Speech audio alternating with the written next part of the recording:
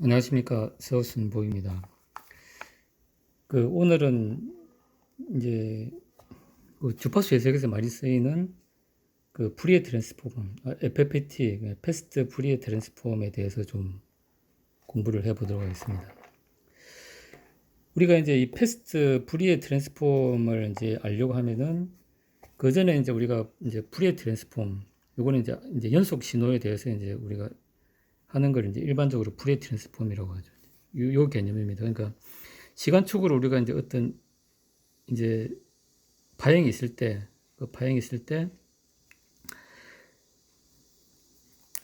이거는 이제 시간축입니다. 시간축. 그 주파수 축으로 이제 해석을 해보면은 이제 이런 사인파의 이제 조합으로 되어 있다.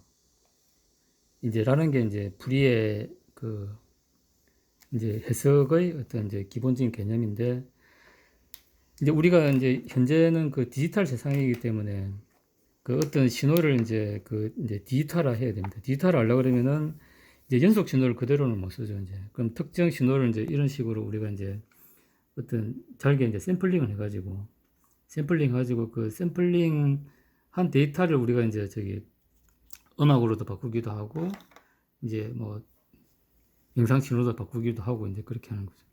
이제 그렇게 하기 위해서는 샘플링 타이밍이 중요해요. 샘플링 타이밍이 이제 아주 좀 짧으면은 해상도가 높은 이제 음질을 우리가 낼 수 있을 거고, 이제 이 샘플링 타이밍이 이제 좀 덤성덤성하면 이제 좀 질이 나쁜 그런 이제 음성 신호가 이제 나올 겁니다.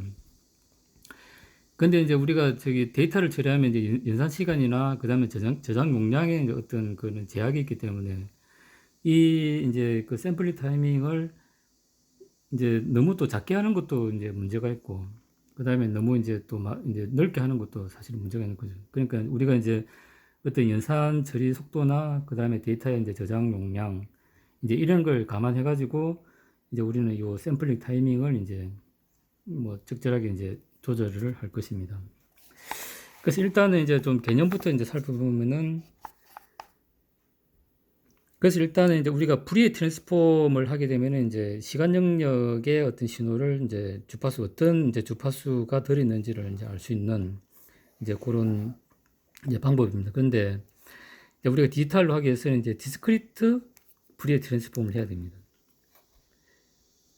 그 디스크리트 이제 푸리에 트랜스폼을 하게 되면은 이제 이런 식으로 이제 양자화된 이제 그런 데이터를 이제 얻을 수가 이제 있는 것이죠. 근데 이제 이렇게 디스크리트 푸리에 트랜스폼을 해가지고 이제 해보니까 이제 우리가 이 디스크리트 이제 푸리에 트랜스폼을 하게 되면은 이제 이런 어떤 식에 의해서 이제 변환이 됩니다. 그런데 걔를 연산으로 하게 되면은 n의 제곱성의 어떤 연산을 이제 n은 이제 데이터 개수가 되겠죠.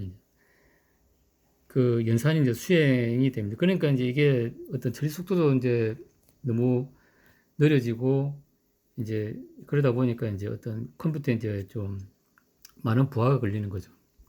그렇게 가지고 이 DFT를 좀 더 효율적으로 할 수 없을까 해가지고 이제 나온 게 이제 패스트 푸리에 트랜스폼이라고 합니다.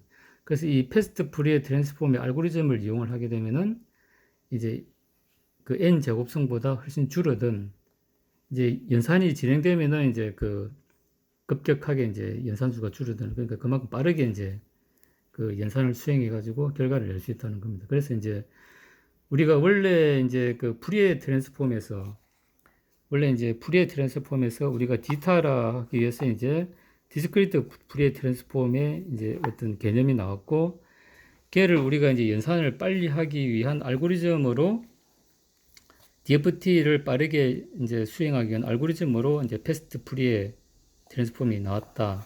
이렇게 이제 알고 계시면 될 것 같습니다. 그래서 일단은 이제 우리가 푸리에 트랜스폼을 하는 거 하고 이제 요것과 관련해 가지고 우리가 좀 이제 알아야 될 개념이 있습니다. 그러니까 이제 가장 중요한 건 이제 데이터 개수가 몇 개냐 하는 거하고, 그 다음에 그 데이터의 이제 샘플링 간격이 어떻게 되냐. 이제 요게 이제 중요한 거죠. 그 다음에 이제 우리가 이제 어떤 주파수가 이제 어떤 주파수 성분이 많이 들어 있는지를 이제 우리가 알려 그러면은 이제 이제 요 빨간 이제 이 그 신호에다가 이제 요 그 파란색 신호를 한 번씩 흘려보는 겁니다. 이렇게 쭉 흘려보고 그때 에너지가 이제 얼마나 크게 나오는지 그걸 적분해가지고 값을 정하고 그 다음에 이제 주파수를 또 이제 좀 더 빠르게 해가지고 한번 쭉 흘려보고 이제 그때 에너지를 이제 적분해가지고 값을 쭉 구하고 그 다음에 이제 그렇게 해가지고 이제 그 이제 주파수를 쭉쭉 내려가면서 이제 해보는 거죠. 이제 그러면은 이제 에너지가 제로가 되는 부분이 있을 거고 에너지가 이제 나오는 부분이 있을 겁니다. 그러면은 이제 요 주파수에서는 요 1Hz 성분과 이제 뭐 3Hz 성분이 좀 있고 그다음에 저기 한 100Hz 성분이 좀 이제 약간 있구나. 이제 요렇게 이제 저희 판단한다는 거죠. 그러면 우리가 이제 그 이 여러 가지 이제 신호를 인위적으로 발생을 해가지고 내가 여기에 이제 쭉 흘려가지고 그 주파수 이제 내가 이제 이제 어찌 보면 측정 신호죠. 측정 신호하고 이제 그 적분 흘려줬을 때 적분해가지고 그 값이 이제 나오는 그 개념. 이제 그게 이제 적분 이제이라고 되어 있지만은 그러니까 내가 특정 주파수를 이렇게 이제 수입해 가지고 흘려줬을 때 이 빨간 이제 그 우리 소스 신호에 이제 들어있는 그 1Hz에 대한 주파수 성분이 얼마만큼 있냐를 이제 우리가 적분 개념을 하는데 이게 이제 적분이라기보다는 정확하게 얘기하면 이제 컨볼루션 개념이라는 겁니다. 그래서 우리가 이제 데이터 개수를 알아야 되고 샘플링 타이밍을 알아야 되고 그 다음에 적분 컨볼루션 개념을 또 알아야 됩니다. 그 다음에 이제 그렇게 해가지고 나온 값이 이제 복소수라는 겁니다. 복소수가 나오는데 이 복소수가 나오는 거는 이제 오일러 공식에 의해서 이제 나오는 겁니다. 근데 왜 또 오일러 공식이 이제 중요하냐면은 이제 여기 보면 우리가 이제 내가 1Hz라는 이제 어떤 요 빨간 이제 주파수에서 1Hz에 대한 성분이 얼마만큼 있는지를 알기 위해서 이제 이렇게 보내는데 근데 이제 우리가 이 사인파만 이렇게 보낼 수는 없죠. 사인파도 이제 이 두 가지 위상이 있고 그다음에 코사인파도 보내봐야 되겠죠. 이제 코사인파도 또 이제 두 개의 이제 위상을 이렇게 해가지고 보내봐야 되는데 그러면 일단은 이제 사인 세타 한번 1Hz 사인 세타 한번 쫙 보내보고 그래 이제 적분값 붙고 그 다음에 이제 역상해가지고 그 다음에 이제 요 역상된 걸 또 한번 쫙 흘려가지고 또 이제 그 적분값 붙고 그 다음에 이제 코사인 세타 값도 쫙 흘려가지고 이제 적분값 붙고 그 다음에 또 이제 역상된 코사인 세타 흘려가지고 쫙 해가지고 이제 또 적분값 붙고 그걸 또 이제 더하고 이러면 이제 계산이 이제 엄청 이제 좀 복잡해진다는 거죠. 근데 이걸 이제 네 번을 이제 수행을 이제 해야 되는데, 근데 이제 오일러라는 분이 이제 오일러 공식을 통해 가지고 그걸 그 네 번 이렇게 번거롭게 하지 말고 한 번에 딱 할 수 있습니다. 한 번에 쫙 하면은 이제 요 값이 오일러 공식에 의해서 이제 복소수로 나옵니다. 그러니까 우리가 매트랩에서 이제 FFT를 한 결과 로우 데이터를 보면은 이제 복소수로 나오는 거죠. 그러니까 이제 복소수라는 이제 개념은 이제 여기 복소수 나타내면 이제 이게 사인 세타 그러니까 우리가 이제 요 사인은 이제 요거는 이제 이제 허수축 성분이고 이제 코사인은 실수축 성분이죠. 실수축 성분과 허수축 성분이 이제 한꺼번에 이제 나오는 거죠. 오일러 공식을 이용하게 되면. 그래서 이제 우리가 이제 FPT를 이해를 하려 그러면은 이제 요 네 가지 이제 개념이 이제 좀 중요하다는 거죠. 그래서 이제 이게 컨볼루션 개념을 잠시 이제 살펴보면은 이제 뭐 여기 이제 나와 있는데 요거는 이제 이제 연속 시간에 대한 부분입니다. 그러니까 내가 이제 그러니까 이제 HT 그러니까 예를 들어 HT가 내가 이제 이게 소스 주파수고 그 다음에 이제 XT를 내가 이제 시험 주파수라고 이제 보는 거지. 얘를 이제 1Hz부터 뭐 100Hz까지 가변하면서 이제 여기다 쭉 넣으면 이제 1Hz에 대한 어떤 이제 값이 나올 거고 그 다음에 이제 100Hz에 대한 값이 나올 거죠. 요거는 적분 값입니다. 그러니까 이제 무슨 얘기냐면은 여기다가 얘를 이제 이렇게 쭉 이제 미끄러지듯이 흘려보는 겁니다. 흘려보내가지고 그때마다 이제 요 시간 타임에 적분을 쭉 하는 겁니다. 그러면은 이제 요 적분값은 요런 결과 나온다는 겁니다. 근데 얘를 이제 우리가 이제 디지털로 이렇게 해가 되면은 얘를 여기서 쭉 미는 겁니다. 밀면은 이제 각 타임별로 서로 계산이 되겠죠. 이제 계산이 돼가지고 적분이 쌓이면은 요런 이제 요 비슷한 이제 결과가 이상 데이터가 나온다는 거죠. 근데 앞쪽에 보면 좀 이 그 컨볼루션이 돼가지고 좀 작은 개념이 이제 좀 있던데, 예, 그러니까 이런 개념이 그러니까 그 이제 h라는 이제 또 전달함수, x라는 전달함수 쓸 때 이제 지금 이제 이거는 이제 보면은 h를 이제 밀은 겁니다. 그러니까 x를 가만두고 h를 밀었을 때 이제 y는 이렇게 나온다는 거죠. 그러니까 이게 이제 여기서 이제 데이터 개수에 따라서 이제 1부터 이제 여기 4까지 이렇게 해가지고 한 번 밀 때 요거 나왔고, 그 다음에 또 이제 바꿔가지고 또 밀 때 요거 나왔고, 그 다음에 또 이제 그 밀 때 요거 나왔고, 그 다음 이제 또 데이터를 밀 때 이렇게 나왔고, 합치니까 이제 이렇게 되더라. 라는 겁니다. 그러면 이제 이게 어떤 뭐 밑거름 법칙 해가지고 이제 컨볼루션이라는 개념이 있습니다. 최근 우리가 이제 이 디지털 신호 제이라는 책에 이제 좀 잘 나와 있는 것 같습니다.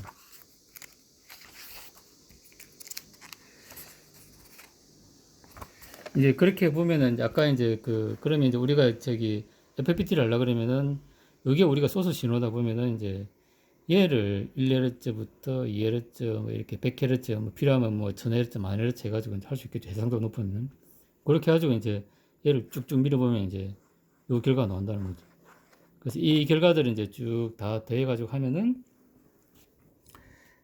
요걸 다 해가지고 하면은 이제 이 신호에 든 이제 어떤 그 주파수 성분을 우리가 이제 요렇게 이제 구할 수 있다. 이제 라는 게 이제 그 FFT의 핵심입니다. 그래서 이제 우리가 그 FFT를 좀 이제 정확하게 이해를 하려 그러면은 이제 그 데이터 개수, 샘플링 타임, 이건 해상도와 관계가 있어요. 그럼 적분의 개념, 이게 컨볼루션의 개념이 이제 있다는 거는 우리가 좀 알면 좋습니다. 이제 그 다음에 그 값이 이제 복수수 결과로 나오는 이유도 우리가 이제 이런 관계를 통해서 이렇게 복잡한 과정을 원료라는 분에 의해서 이제 한 방에 할 수 있도록 아주 편리하게 만들어줬다라는 어떤 고마움도 좀 느끼게 될 것입니다. 그래서 이제 그 예를 좀 한번 좀 들어보도록 하겠습니다. 그래서 일단은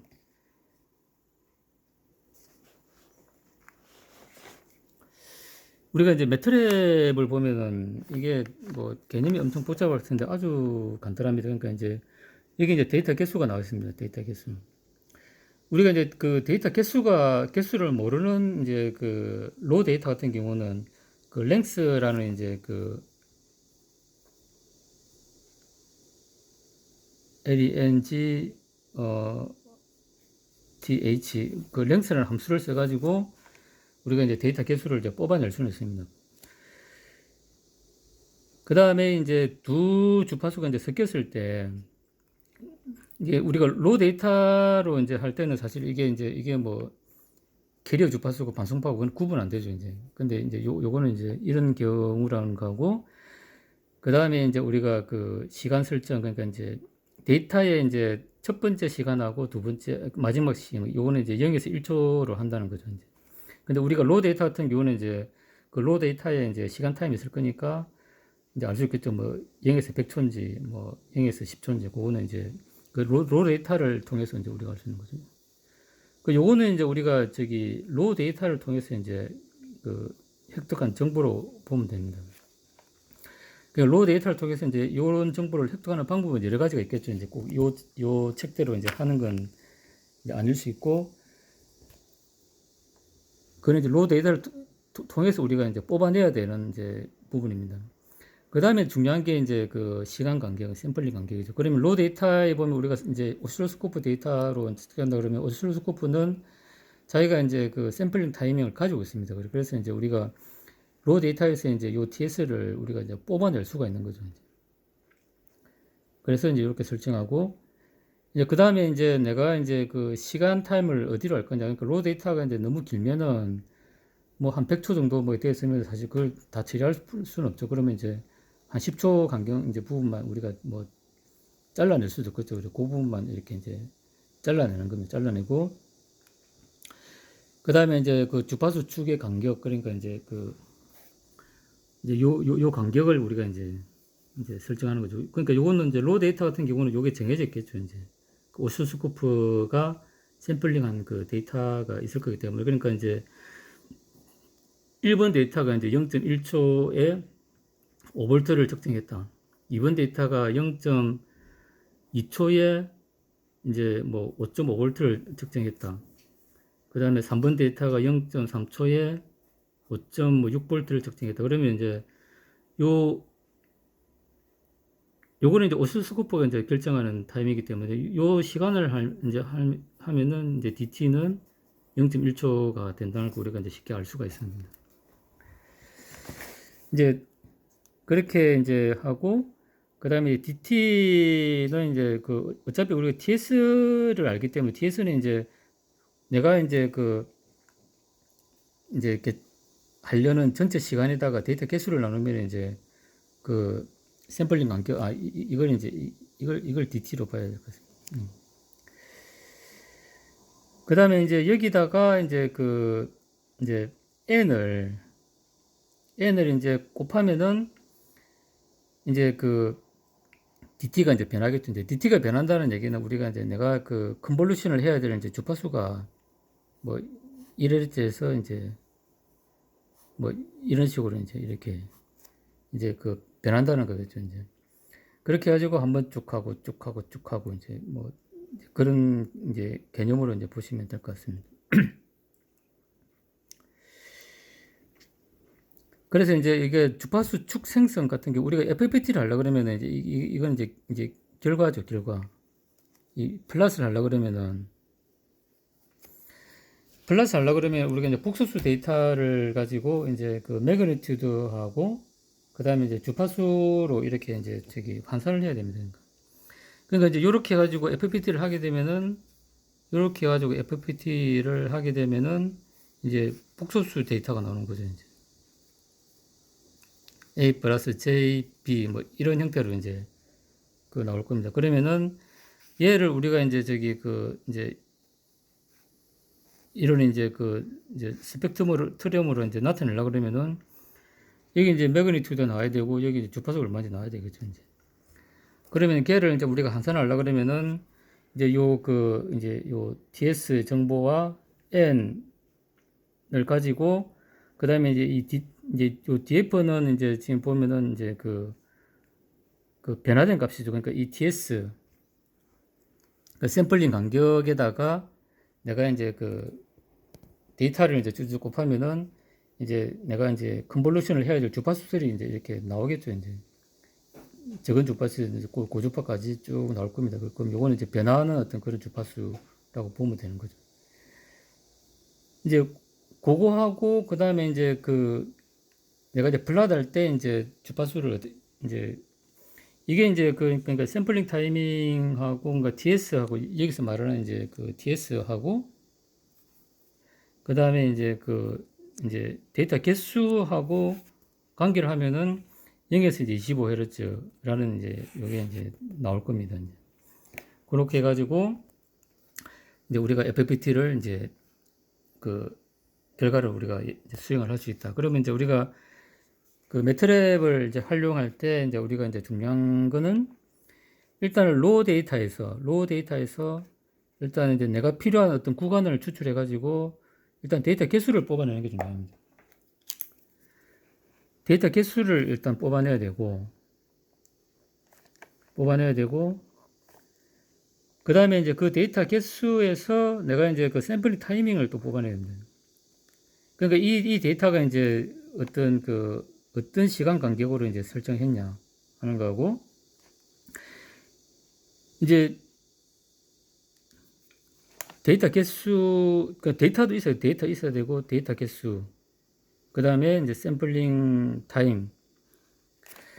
이제 요 두 개만 이제 추출을 해 놓으면은 그 다음에 내가 이제 컨볼루션을 할 주파수들은 자동적으로 만들어진다는 거죠. 이렇게.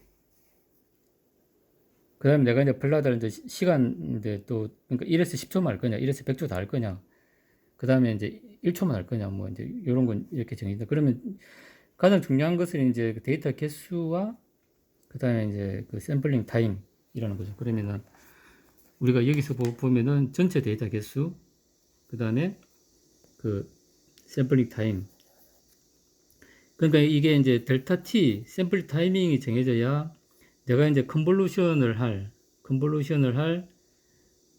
그 여기다가 이제 그 n분의 1을 이제 이렇게 곱해주면은 이제 얘가 커지면은 이제 저기 주파수가 이렇게 뭐 작아졌다가 얘가 이제 또 작아지면 주파수 커지겠죠. 이제. 그러니까 이 주파수는 이제 그 델타 t분의 이제 1이니까 이제. 그러니까 이제 그 델타 t에다가 n을 곱해가지고 n을 곱해야 되네. n을 곱하든 나누든 해가지고 이제 그 내가 이제 그 컨볼루션을 할 주파수를 이제 생성한다는 의미겠죠. 이제. 그러면 이제 이런 주파수도 나올 거고, 그다음에 이런 주파수도 나올 거고. 그렇게 해가지고 이제 그 이 원신호에다가 이제 컨볼루션을 짝짝 하면은 이제 그 주파수에 해당하는 이제 그 에너지 값들이 이제 복소수로 나온다는 겁니다. 그러면 그 복소수를 가지고 다시 우리가 이제 그 이 이제 샘플링 타이밍과 그 다음에 이제 n 개수를 이용해 가지고 이제 내가 이제 이렇게 이제 타임 영역, 주파수 영역으로 우리가 이제 플러스를 해 가지고 이제 해석을 할 수 있다. 이제 라는 겁니다. 그래서 이제 저도 요 주말에 좀 공부를 이제 하면서 유튜브에 좀 좋은 그 어떤 요걸 좀 잘 이해를 할 수 있는 이제 그런 그 동영상을 좀 참고를 좀 많이 했습니다. 그래서 이제 요 영상에 이제 그 댓글에다가 그 동영상을 이제 좀 달아 놓을 테니까 이제 요 보시는 분들도 그 동영상을 좀 참조를 하면 좀 많이 도움이 될 것 같습니다. 그래서 일단은 이제 그 우리가 FPT, 그 매트랩에서 FPT를 하기 중요한 거는 이제 데이터 개수와 요 샘플링 타임. 이 전체 n과 요 이제 데이터 이 개수. 요게 이제 중요하다는 겁니다. 요걸 가지고 이제 우리가 조금 더 알라 그러면 이제 이 컨볼루션과 이제 그 오일러 공식의 개념을 해가지고 이제 결과가 이제 복소수가 나온다는 개념을 우리가 또 이제 알고 있으면 이제 해석을 하는데 도움이 됩니다. 그래서 이제 그 오일러 이제 그분에 의해 가지고 이렇게 힘들게 우리가 해야 될 걸 이제 한 번에 쫙 할 수 있는 그런 이제 방법이 생겼다 하는 건 상당히 좀 저희가 고마워해야 될 부분이 아닌가 그렇게 생각합니다. 이상으로 마치겠습니다. 감사합니다.